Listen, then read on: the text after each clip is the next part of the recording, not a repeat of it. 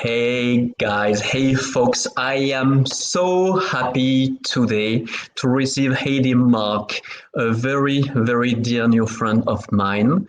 So if you don't know me yet, I'm Kevin Morrow, aka Mr. Mingle. I'm a social catalyst, and what I do is I help my fellow misfits uncover their tribe by embracing their uniqueness. But today is not about me, it's not about only my misfits, but it's also about the misfitness of Heidi and her misfits. So before I introduce you a little more, Heidi, would you like to say a few words? Hello, everybody. Thank you for being here. Thank you for inviting me, Kevin. It's just really cool to be here. I'm really looking forward to them.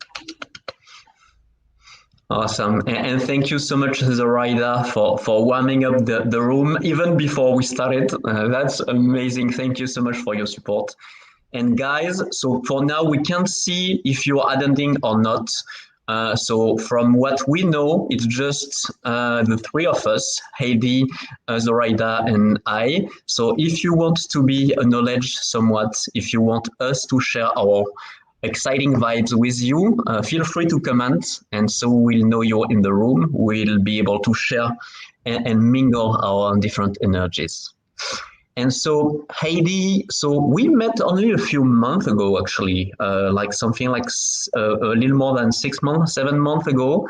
So you're a fellow once ever coach, fellow member, and I know it's Mind Valley coach actually.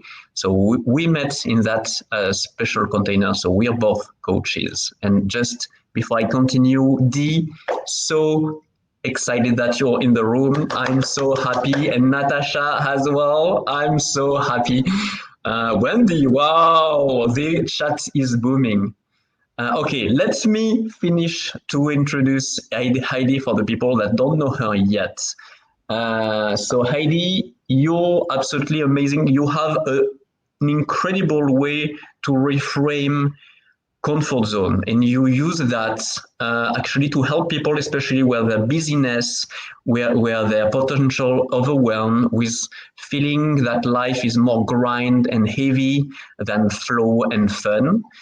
So I really love that from your life. And like, guys, just this very morning, I had an extraordinary session with Heidi. And Heidi, I'm so blessed that I was able to be basked into your light. So you would totally turn my day around. Last week was quite challenging, was very busy. I kind of lost myself last week, and you really helped me today reconnect, realign myself, re-thrive myself in a way. And we have also Michelle and you in the room. Hey guys, can't wait to play with you as well in a moment. And just so you know, we'll open the floor for questions if you want. So I let you start thinking about that. But before, so if you go to Heidi's about section on LinkedIn, you will see some stuff. Personally, some of the elements that really appeal to me the most is you mentioned that you suffered from overwhelm and busyness as well as so many of us did, right, in some time in your life, but you were able to really reclaim your power in a way. It's not your words, but you want it all. You didn't want to compartment your life. You didn't want to just have to grind and set your life aside and just grind your way until you're retired and start enjoying then. Like, come on, who wants that? I know many people are on that road, but personally, it's not the life I want. So you say life is for living fully and wholeheartedly. And I wholeheartedly love that, and it resonates so deeply with me. You also say that we can have it all, which I strongly believe. As a live booker, I'm a huge fan of that. I know we have other live bookers in the room right now. And for you, it's for by going small. At least one of the ways for you, it's by going small, by doing what you call tiny, huge, life-changing practices.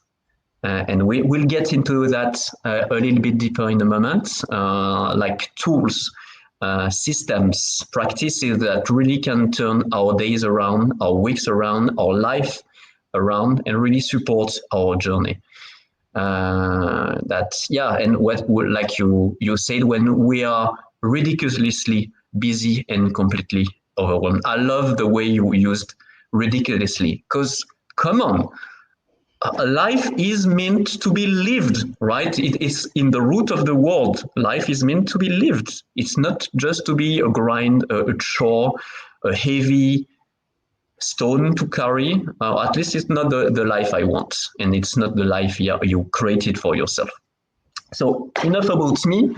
Please let us know first. So you identify yourself as a gentle rebel. And it's the very reason you're in on that Happy Misfits podcast, right? Because you're a rebel. And I would love to know your origin story about that. How did you start calling yourself a rebel? And how did that shape your journey? Good question. So how did I get here? Can everybody hear me okay? I feel like I've got a bad echo. Oh, it's better. Right, brilliant. So the Gentle Rebel Coach, just the name just appeared, just absolutely appeared on me. So with reflection on my journey since burnout, you know what it's like if you go through a dark night of the soul, you end up reflecting, at least I do, deeply. And I looked back at my life and I thought, so I've always been running. I've always been rebelling. I've never really felt like I fit in. I've always been the odd person out. I've always been the one who said the wrong thing or didn't say the right thing, or, just the weirdo, just the weird kid, born like a cuckoo in the nest, then ran away to university, didn't fit in at uni, dropped out. So I can see these patterns through my life. And then I tried really, really hard to fit in. So I decided to work really hard, finish my degree, and then for some bizarre reason, well, no, I know exactly why. So I was 40 and I'd just finished my degree and I discovered coaching and it completely resonated. So what did I do? Set up my business, had all my pro bonos, was all ready to go, got really scared, fell in a hole and tried to fit in. So instead of being the coach that I am, I decided I'd retrain as a maths teacher. It's just completely insane. First of all, I don't think I'm that good at maths. I was really good at teaching it, but I still find it quite scary. And secondly, what's the most restrictive, unrebellious profession where you can't even when you need to? So obviously, I did amazing things. I insisted that every teacher needed a coach. I introduced coaching into schools. I did amazing things and I learned a lot. But my first blog as a new teacher was, I love my job, but it's killing me. I didn't fit in from the beginning. And anybody who knows me knew that was always going to happen. So I can look back and say, yeah, I tried to squish myself into a mold because you know what? I got tired of that question that I've always dreaded. What is it that you do, Heidi? And I just wanted an answer that was normal. I just wanted to fit in. So I tried really, really hard and I squished myself into this career that didn't work for me. And I tried to change everything from the inside and I just crushed myself. And then as I came out of burnout, serious burnout, like on the floor, crying, completely exhausted, couldn't go to work, lost my job, lost all my confidence, really painful, really rubbish. As I came out of that, I realized that I couldn't give up these important parts of myself. So often when we're faced with burnout, when we're faced with how do I hold this life together, like we're spinning plates on spinning plates, we get to this point where we say, so I'm going to either have to downsize my dreams, I obviously want too much, or I'm just going to have to push on through and hope I can hold everything together. And that doesn't work. Like I used to dream of, well, if I just quit my job, all the stress would go and I could run away and live in a camper van by the sea. I could just give everything up and then I'd be okay. But it's not true, because the truth is I love to work. Actually, I love to create, I love to serve. I was just doing the wrong thing. I was just trying to do this more normal approach. And it turns out that actually I'm too much of a rebel to do that. I'm not really very employable because I'm too disruptive. I'm an ideas person, so I easily get overwhelmed. I have more ideas than I used to share 1% of them, and I was still told. So if there's an echo, I can put headphones in. I just feel like I'm on a helicopter. Do you want me to do that? Yeah. Yeah, for me, there's a little bit of background sound. To me, it's not too bothering, but I yeah, can try. probably. Should we go helicopter? Full on helicopter. Okay, let's do that. We decided we would avoid, but sometimes we don't. We have to, Is that better? Yeah. Let's see. Let's see. Anyone in the audience can tell us if the sound is better? That would be amazing. Does that sound better, guys? Hopefully it is. Hopefully. Let's give it a go. Otherwise, I'll take the helicopter off. Okay. Yeah. Anyway, so where was I? Yeah. So I tried really, really hard to fit in and be normal, and it just caused a lot of trouble, actually. And at the time, I blamed the system and everybody else, and I'm just like, yeah, I was in the wrong place, and it didn't matter what I did, I was never going to fit in.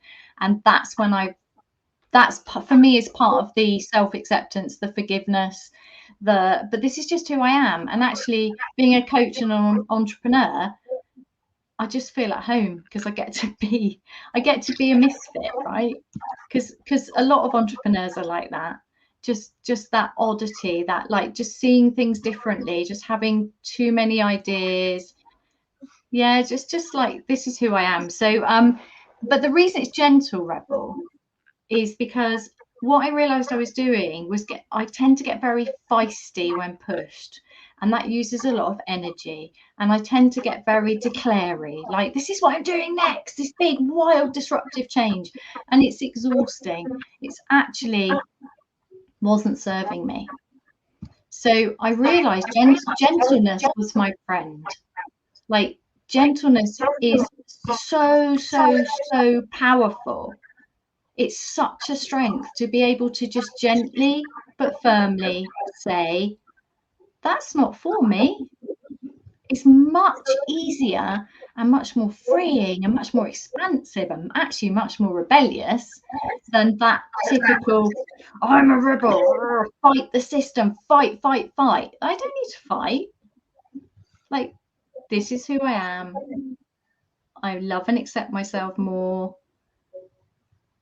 This is just it. It's like boundaries. This idea that you have to create these boundaries. I always saw it as like building walls, but actually you find your boundaries when you listen to your heart, when you listen to your body, when you control your attention. You find boundaries. They exist for you. And as you accept yourself more and more as a rebel, you just find there are boundaries and they don't need justifying. In fact, justifying boundaries is exhausting, unnecessary, and it tends to cause disruption. And I don't want any more disruption. Like I blew up my life several times and I'm done with that. I just want to get on with it now. So the gentle rebel is, to me, more powerful. It's just more clarity. It's a really delicious energy. And it's a practice because I haven't always got it. Like sometimes I still get feisty or I'll forget, that's okay.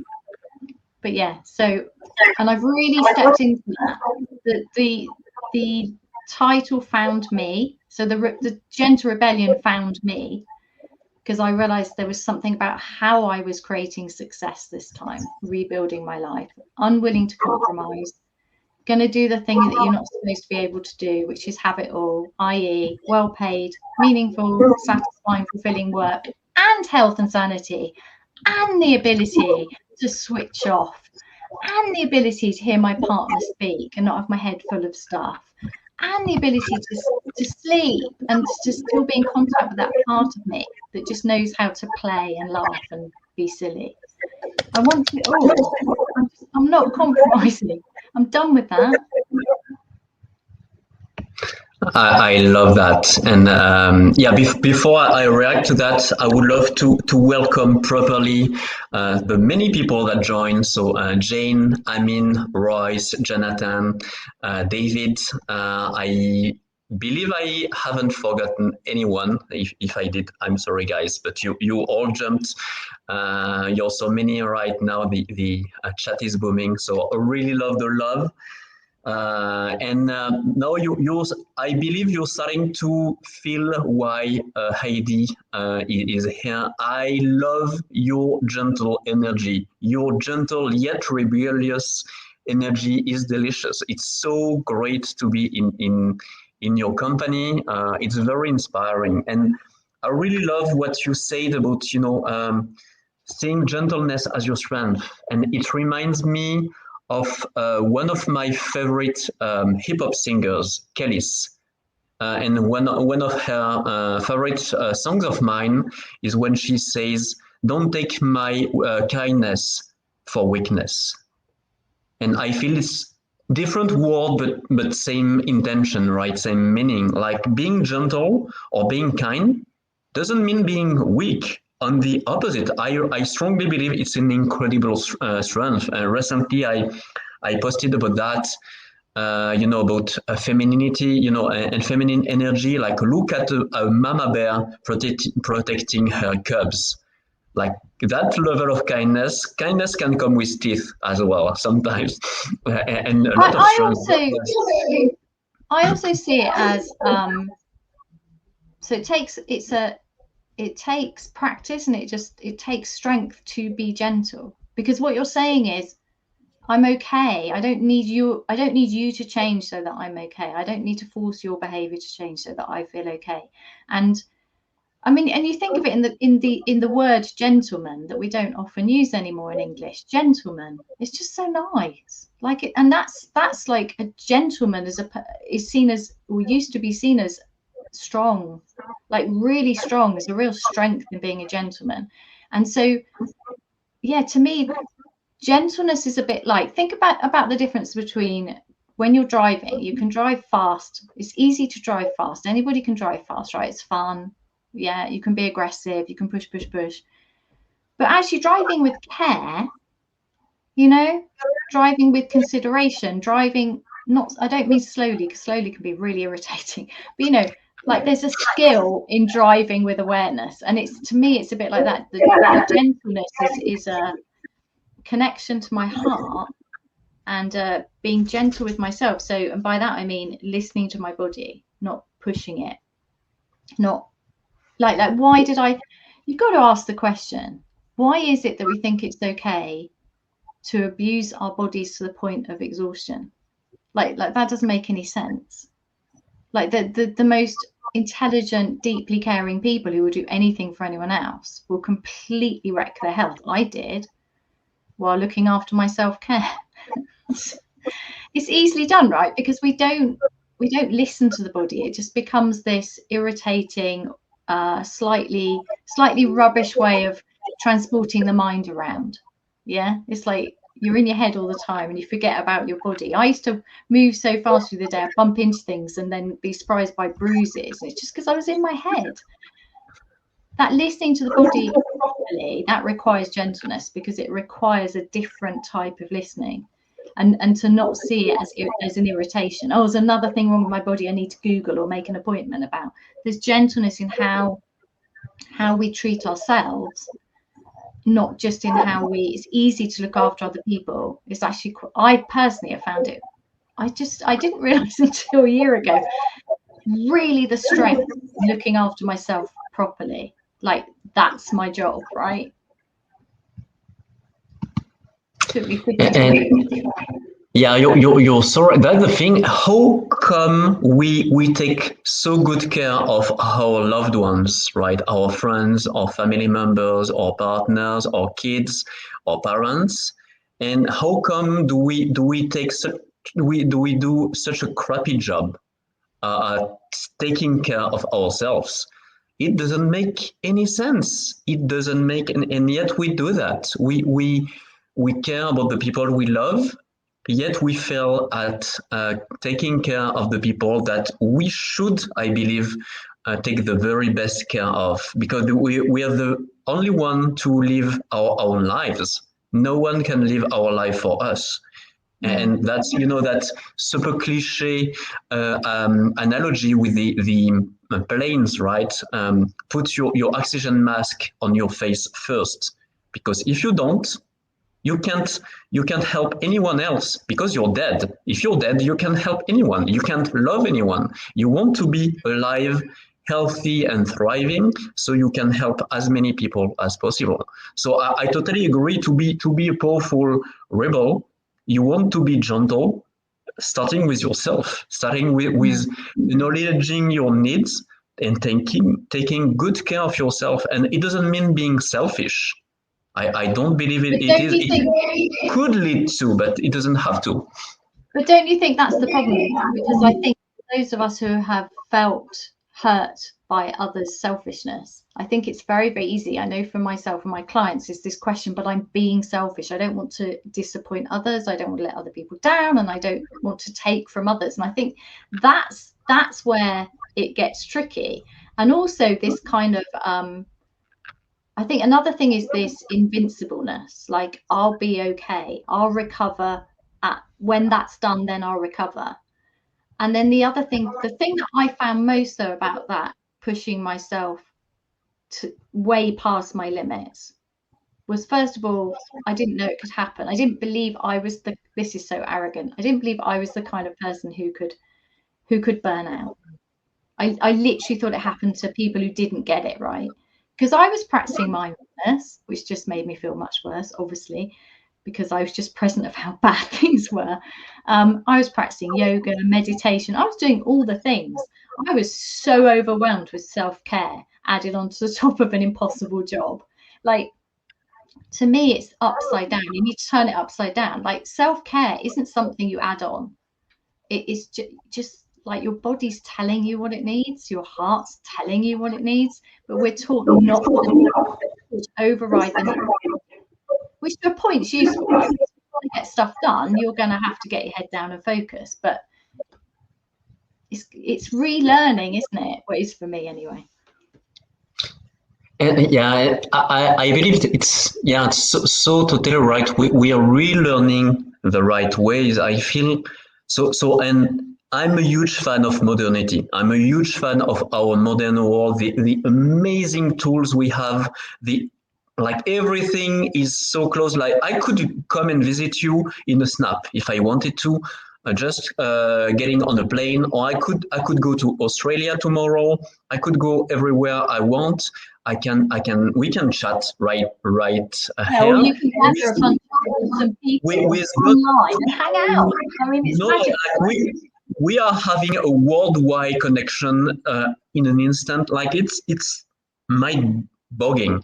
And at the same time, this wonderful modern world has disconnected us from so many good old ways, very traditional. Like some people, some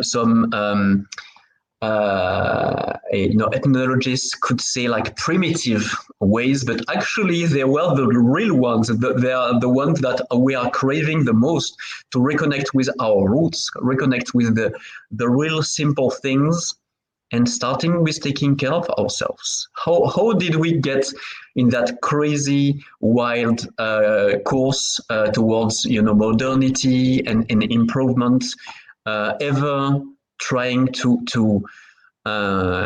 become better, faster, more productive, when we had like philosophies for millennia, like from the East, or from ancient Greece, or from the Indians of the American plains, and so many of those wonderful wisdoms.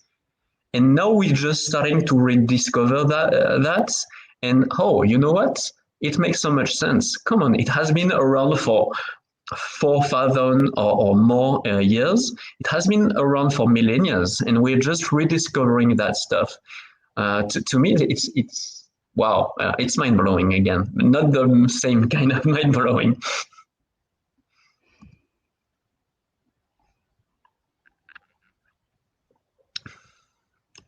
And yeah, before we continue, so guys, if you have any questions to Heidi, if you would like to know more about what she does, how her gentle rebelness or something, feel free to share.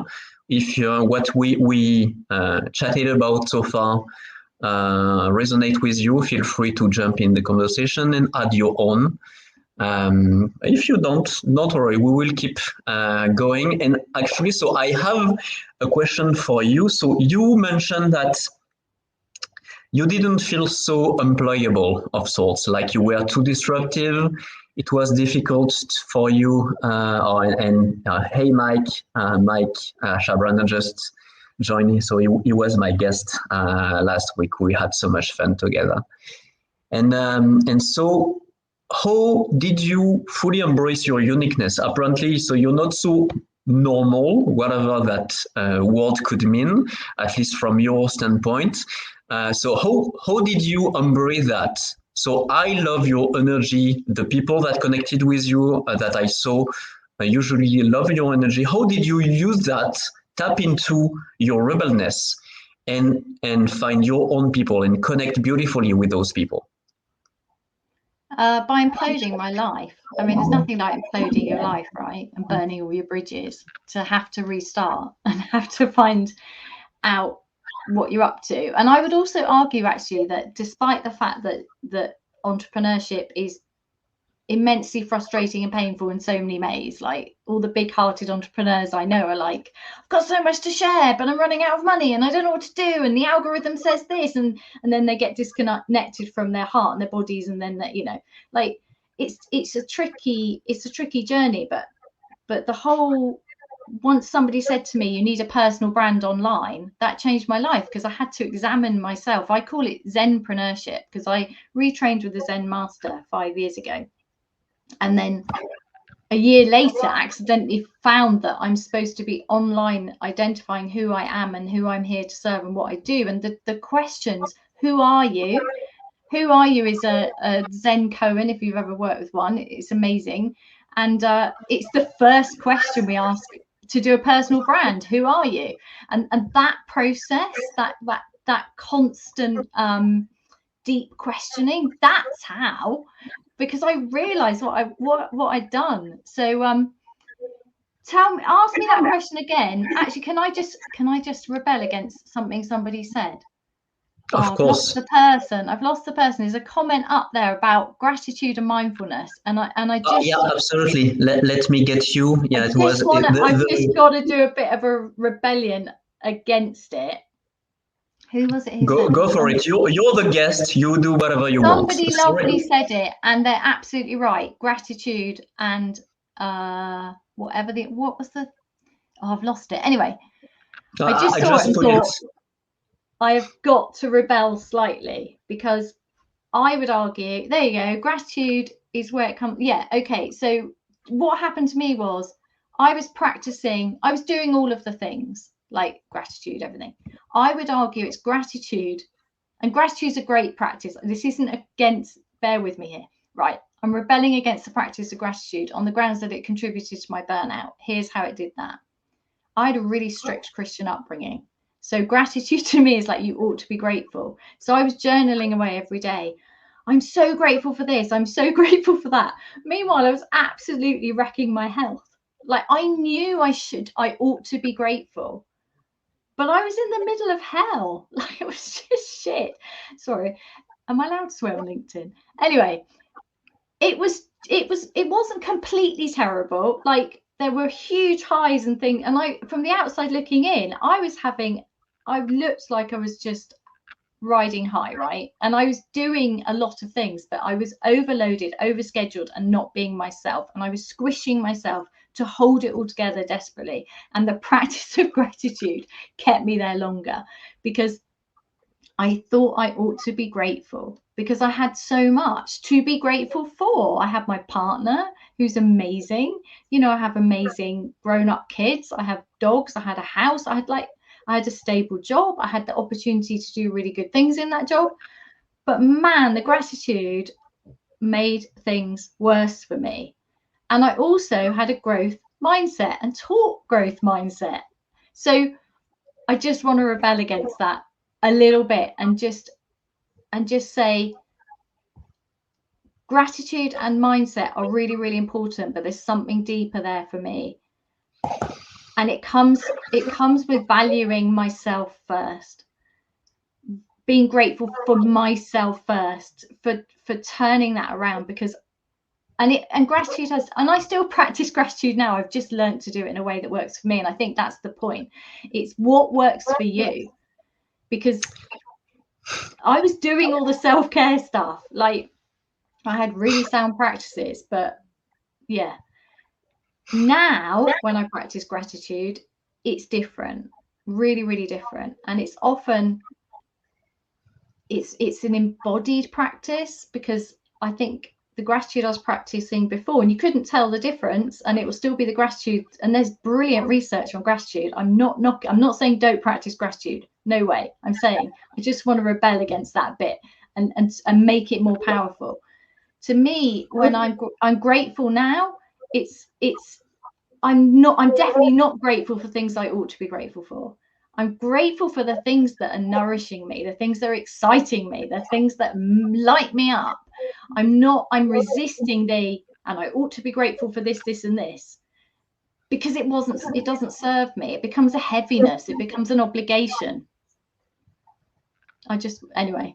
Does that make sense? Thank you for that share. And so just to be clear, so Jonathan, I'm with you. I'm a huge fan of gratitude as well. Me too. So don't worry, I will stand your ground for you as well. And let's not go too deep. I don't want it to be kind of a battle, but I believe what you mentioned is extremely important.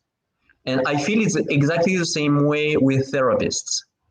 There are so many ways to cure the same illness or whatever you call it.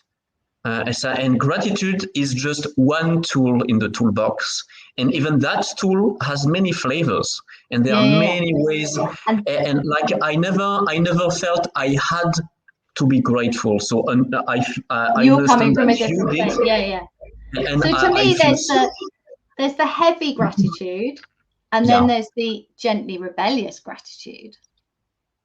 And I'm so happy for you that you found your own way to practice your gratitude. The same way I found mine. I crafted my own gratitude practice, and I love it so much. It's an amazing practice, and it's absolutely unique to me. If anyone else would try it, probably it wouldn't make any sense.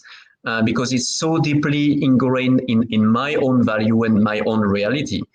So I understand. So it's a sensitive topic, apparently, the gratitude one. So let's not get too deep into that one for now. Maybe it will come later. But rebel, yeah, do it your thing. way.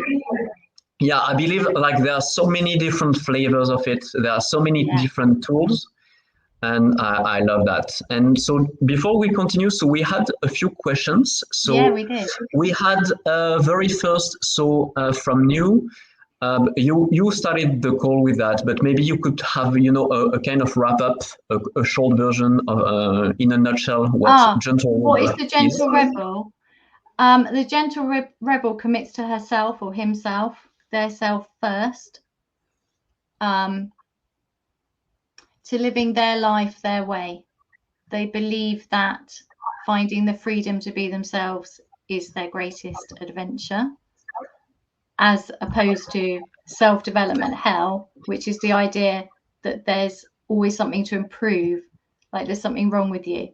So the gentle rebellion is based on the Zen premise that you are perfect and a work in progress, and that the work is to gently but firmly let go of the idea that there's anything fundamentally wrong with you.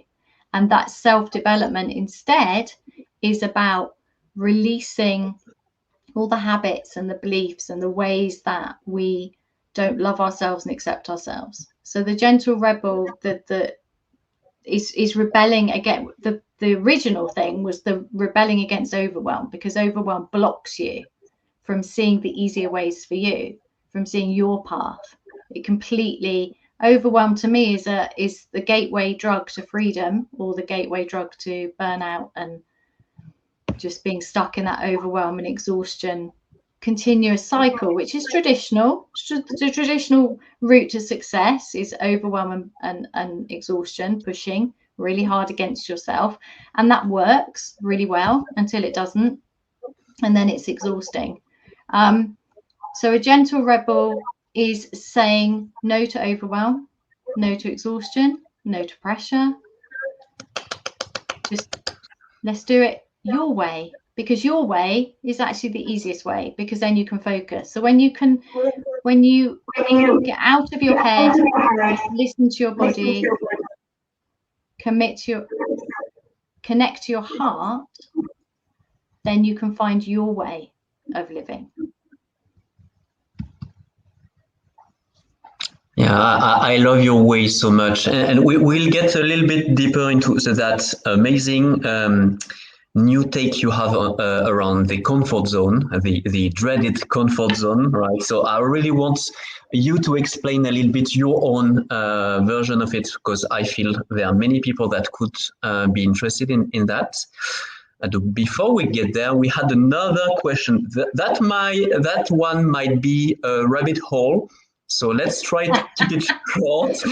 So it was from Jonathan, right? So the gratitude man. So sorry, Jonathan, I'm putting you on the spot, but you're bringing awesome stuff. So you reap what you sow. You sow very interesting concepts and ideas and questions. So no, sorry, you reap. No, in the other way around. Never mind. I always mix them up. You got me.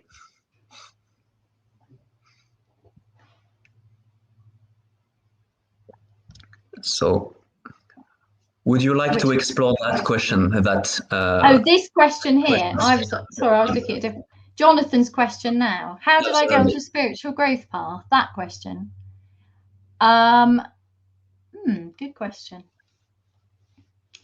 I feel like I was always on one. Looking back, I spent a lot of time alone as a child, climbing trees, hanging out in the garden with guinea pigs, and always had my hand in the soil, like growing stuff. There's something there. Yeah, I was probably a bit of an odd child. But then if I look at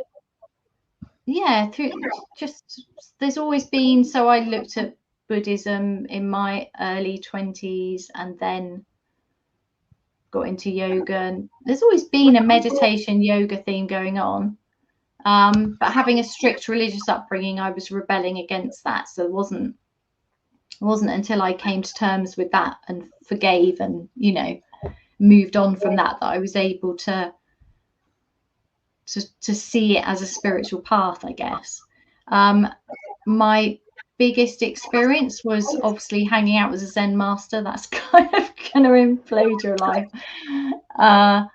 So I went to Zen boot camp in my 50th year. I went to Zen, what I call, that's not its real title. I call it Zen boot camp because as far as I'm concerned, it's like going to a boot camp. And that was amazing because I thought I'd booked a spa. So for my 50th birthday, I said I wanted to go on this retreat. And I don't know, I can't remember what happened. But anyway, on the first night when this very strict Zen master explained the rules for the weekend, including a lot of silence, I sat there thinking, I thought it was gonna be a bit more relaxing than this, and I just sat there and listened and thought, well, I've driven all this way, I'll just stay the first night, I can leg it in the morning. And then we just did this working with a Zen koan, who am I, and zing, it just blew my mind open, and I had this incredible experience of oneness, of love. Absolutely. So that was my 50th birthday present. And then I went and did some retraining. So that's probably the beginning of the more rebellious, because I love Zen because it's super rebellious and it likes oxymorons, right? So the gentle rebellion is an oxymoron. because those, you don't usually put those words together. And I like anything like that that causes cognitive dissonance, that causes this like, yeah. So I got quite into it after that, and then I've come out the other side, as in I'm not really a like great Zen student, although that's a very Zen thing to say. I'm aware of that, so I don't really know how to say it, because words in Zen are super difficult to use because nothing can be explained with words, which I also love.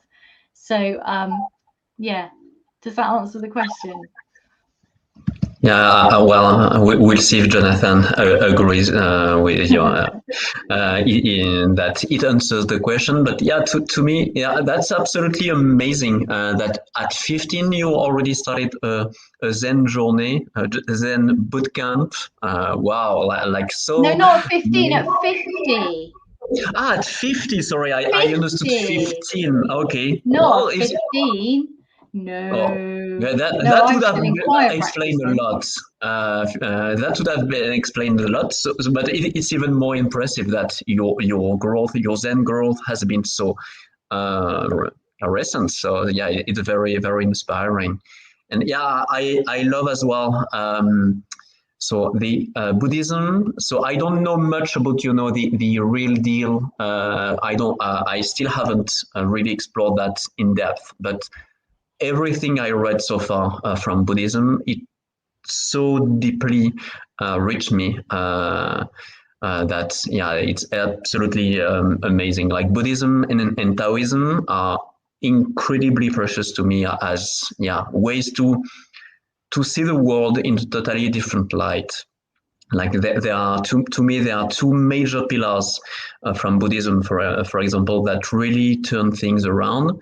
One is there's no negative or positive ever, and no event whatsoever has been positive or negative in this world. It's always how we perceive it that makes it positive and negative. And there are many, stories around that, ways to exemplify, to storytell around that. But when it finally hits me, wow, what a game changer. When you realize nothing is ever negative. It's always what we make out of it, and the way we receive it, and the way we react to it. It has been so incredible. And the other one to me was that there are basically two ways. Like everyone on Earth is pulled in two very specific directions. They are trying to become happy or happier, or to avoid pain. And that's it. And it might be oversimplifying, but actually, that's it. There's nothing else. We tend to overcomplicate. And once you really receive that, and it's a belief, right? You believe whatever you want, guys. But it's something I received from Buddhism, and that really landed so deeply. And when you realize that, whatever someone does to you, they're just trying to follow one of those roads, finding happiness or avoiding pain. And if they're hurting you, it means in their own reality, you're in the way, in one way or another. And that's it. It's nothing against you. They're just trying to achieve happiness or avoid pain in their own way that might seem very twisted and even wrong to you, maybe. But they're just trying to do their own thing and feel better about life in general. I don't know how you feel about that. If it was part of your bootcamp, So the way I look at it now is that everything we do is in order to change the way we feel, and that if you want to shortcut the process, you can feel what you're looking for now. So, why do we want money? Because money makes us feel safe and free. It's brilliant stuff, right? So feeling safe now, you can feel safe now. Everything you want is available now, because everything you want is to change the way that you feel. So imagining it done And it's hot. It's not always that easy, is it? It's like I always say, the overwhelm and the ease coexist. But because our minds have a cognitive negative bias towards the overwhelm in order to keep us safe, we need to retrain our attention to the ease. It's like the abundance and the lack coexist, and it depends where your attention's drawn. And that ability to control your attention, I would argue, is the greatest skill. That and being able to control your attention, which is what the discipline of meditation gives you, but also being able to soothe your nervous system. I'd argue they're probably your two greatest superpowers. They're going to change your life, right? Yeah, I love that. And I feel really appealed as well to that duality between abundance and lack. And I feel they're kind of the same, actually. Probably like Buddha might have phrased it as happiness and pain, or at least it's what I learned. Maybe he phrased it differently, but I feel we're talking kind of the same, right? Love and hate, or love and fear rather. It's more love and fear actually. But yeah, it so deeply resonates, and I feel we could go for hours on those topics, but we are slowly yet surely getting closer to the end. And so before we wrap up, I love to know, what are you working on these days, Heidi? Or if you prefer, what excites you these days? What makes you tick, and what brings a smile on your face? Whatever you choose. Right, apart from the fact that I'm about to pick up a new puppy, which has got to be one of the most awesome things to be going on right now. So what am I working on at the moment? At the moment, I'm working on embodying myself more and more as the gentle rebel coach, because that's who I am. And the more that I embrace that and embody that, the more free I feel to do my work in the world. And so that's one of the things I'm working on, because I think and the reason I've deliberately said that I'm working on myself is because I think that what tends to happen is our brains go into, so now I need to do this, this, and this, and this. And as a person with an ideas brain, I'm in huge danger of overextending myself at any moment. So I'm working on embodying the energy of gentle rebellion in everything I do first. And then what am I doing in terms of inspired action and gifts to the world? Well, I've just finished editing my first book in the audio version. So my first book is called Overwhelm is Optional, which you can find on Amazon. And I've just finished editing the recording of that and sent to the sound guy. And I'm hoping to release that on Audible very, very soon, which will be really cool. I'm very, very excited about that. And then I'm actually writing my second book at the moment, which is a really interesting process because I can only do it in a gentle, rebellious way. I can't push myself to the limits to do it, which is a really curious way of doing things, but it works really, really well for me. So the creative process is interesting anyway, right? So when I try really hard to write, I get nothing, and it feels really heavy, and it's like pushing through concrete, and I'm not available to push my poor brain through concrete anymore. Therefore, I have to find a different way. And it's that process of finding the different way to do the things that light me up, the projects that I want to give to the world. It's that process, doing that with a commitment to doing it in a gently rebellious way, not a pushy traditional burnout way. That process is part of the gift to myself and to my clients and audience, because I'm always walking my talk. So yeah, just before getting on this call with you, I was messing around with my book, and I'm really I write to discover. So I'm really curious to see what it's going to look like, which is super exciting. And then I'm really, really excited because the winter provides this beautiful opportunity to remember to draw your attention inwards, should you choose, like the trees are, like everything else is, and send your attention back down to your feet, connect with the ground, and just listen to what's really, really important to you. And so I've decided that my winter retreat this year needs to be gently rebellious. So I'm up leveling it to much more fun and lightness and ease. I used to do really deep journaling for days and hold like 3-day workshops. And now I'm just like, no, a winter retreat is an attitude. It's an attitude of withdrawing your attention from the external, going inside and asking questions. So what lit me up this year? What do I want more of? What do I want to call in? What do I want to let go of? What were the lowest lights, the low lights, the highlights of 2023? And then as I gather these together, I'm finding that instead of having lots of heavy stuff to wade through, I've got lists of mini adventures, lists of things that can only be done at certain times of the year, lists of a wish list, literally a magic wand wish list. Well, I want this and this and this, and there's nothing is off limits here in the Gentle Rebellion, because we get to create a life that works for us. I'm having a lot of fun with that, and then I'll pour that into a plan. But as it's a gently rebellious plan, it's not a structure that restricts me where I have plans and goals. It's a structure to create even more freedom, even more energy, even more fullness. So that's what I'm up to at the moment, that's most exciting me. But next year is my big release of new online products. I'm getting back into online projects. I've been really going into one-to-one coaching, group coaching, and I'm super excited to create new courses and stuff. So that's what's going on here. I'm really excited.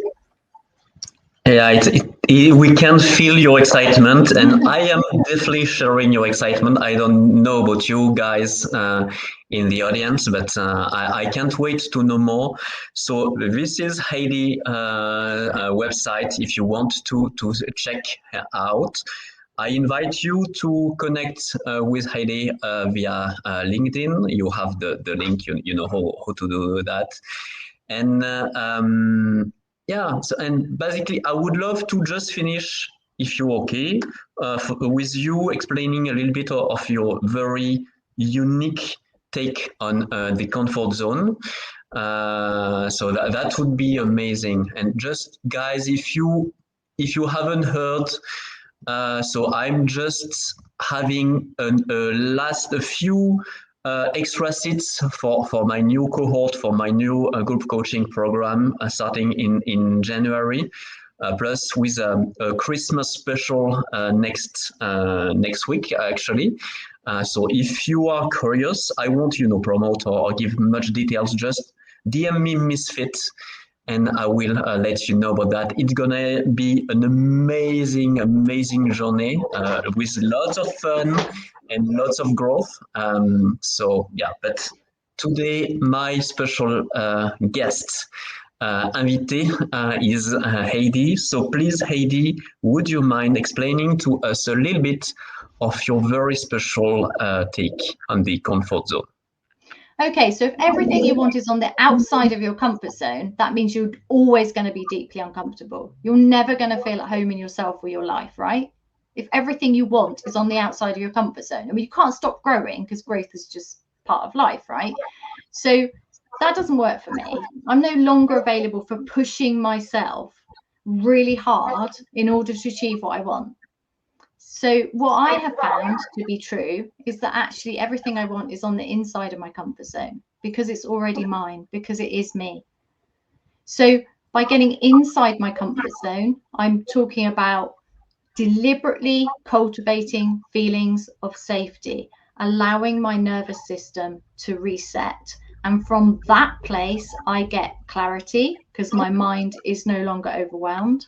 I can connect to my heart. I can listen deeply to what I really, really want. And I can honestly answer one of the hardest questions I ask clients. What do you want?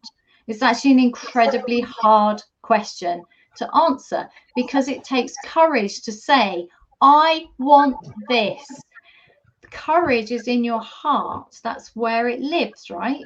So to connect with your heart, you need to get out of your head. As soon as you get out of your head, feel your feet on the ground, allow the belly to soften, allow the heart to be heard. You're inside your comfort zone. You feel really good. You feel safe to dare to say, I want this. And from that place, you can go back into your mind. Your mind's now clear because your nervous system has settled. You're connected to your heart, your purpose. From there, you can find the easiest way to reach your goals. Everything you want is on the inside of your comfort zone, not the outside. You can have what you want either way. You just decide. You can do it by pushing through fear, or you can get out of fear and overwhelm and do it from a place of connectedness. The choice is yours. And guys, I guarantee you it works. So as I mentioned, I had the privilege to be coached by Heidi, and yeah, it works really impressively well. And it doesn't mean you have to drop going outside of your comfort zone and being adventurous. And like I still love so much this very famous line, iconic line from Richard Branson. Screw it, let's do it.